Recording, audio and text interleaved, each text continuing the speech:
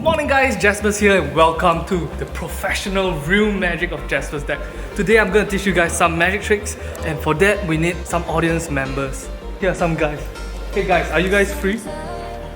Wait, oh shit, are you the real professional magic of Jaspas deck? He's the professional real magic of Jaspas deck.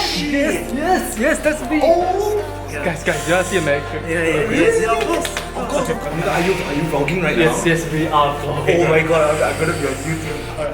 I'm gonna riffle down the cards like this, and anytime you want, just say stop. Alright, you saying it. Ready? Anytime? Stop. Okay, take that card, remember the card. Show it to the camera without showing me. Okay? Very nice. Now we're gonna put it back here and give to that simple cut. Watch this. Now, there is no way I can know what you're Of course, how? No way. Alright, ready? Think of your card. Okay. 1, 2.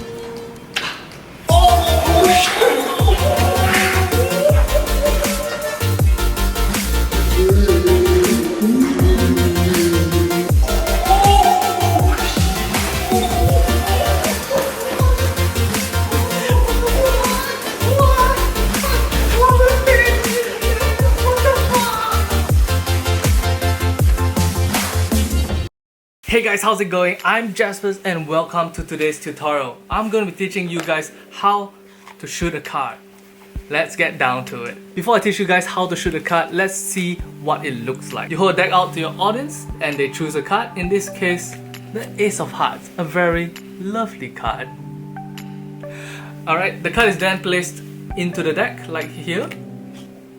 And then the deck is mixed up in a very simple fashion.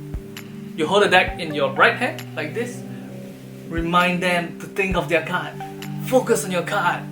And just like that, boom. Their card launches out of the deck on its own and into your left hand. Very, very nice.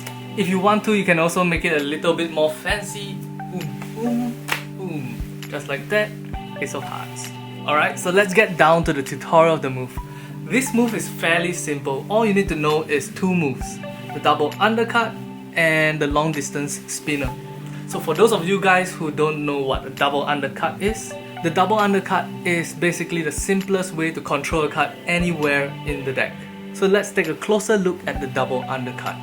To do the double undercut, basically you have a card, in this case the Ace of Hearts, near the middle of the deck, like so.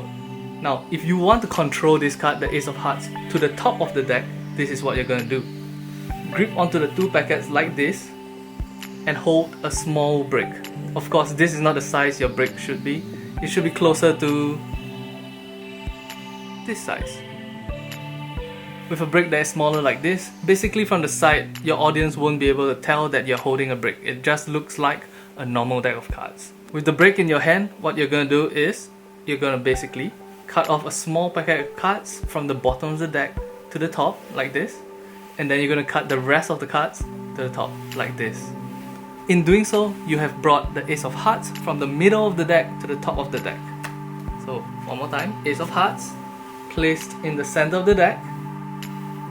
Double undercut. Now that the audience's chosen card is at the top of the deck, what you can do is hold the deck like this. 1, 2, 3, 4.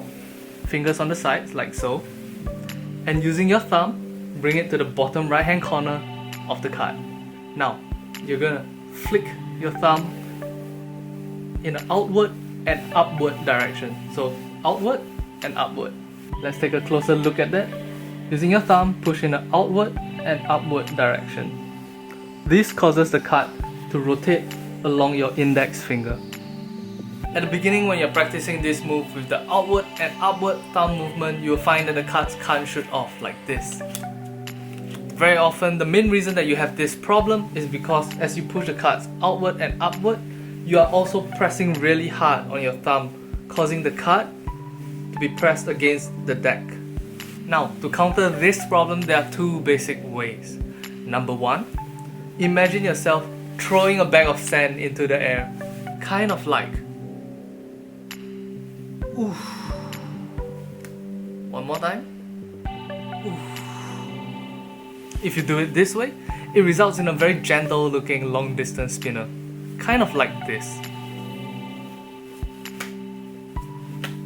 The second method to solving this problem is to aggressively push the card forward, almost as if you're trying to pass the card through your index finger. Kind of like this. Using your thumb, press against the card, causing the card to buckle a little. And then you keep moving in that same direction, causing the card to have some tension and release, causing the card to move forward really quickly. This is what a card shot that uses that method looks like.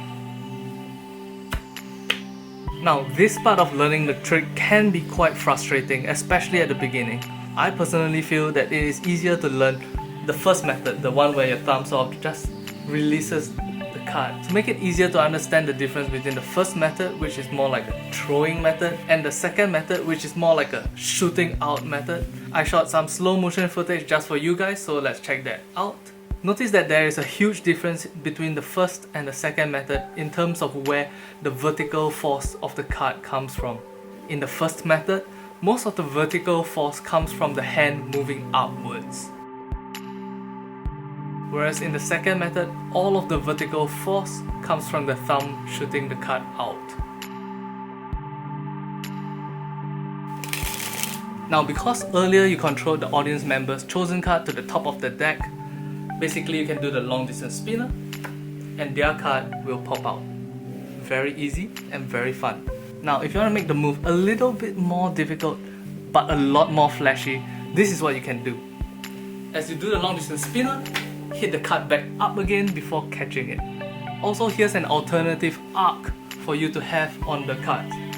Instead of having the card shoot out like this and land in your hand like this, there's an alternative way of doing it, which is to have your left hand above your right hand, like so, and then 1, 2, just like that.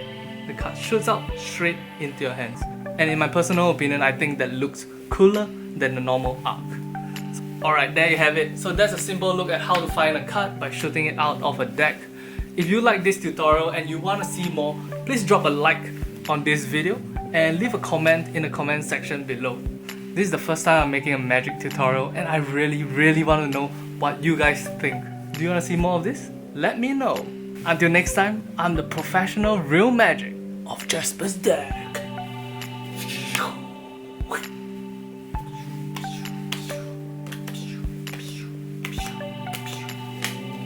Are these your cards? And here's a deck of cards. Oh, it's so pretty. Ooh, is it the... Yes, this is the Jaspas deck of Jaspas deck. Oh, cool!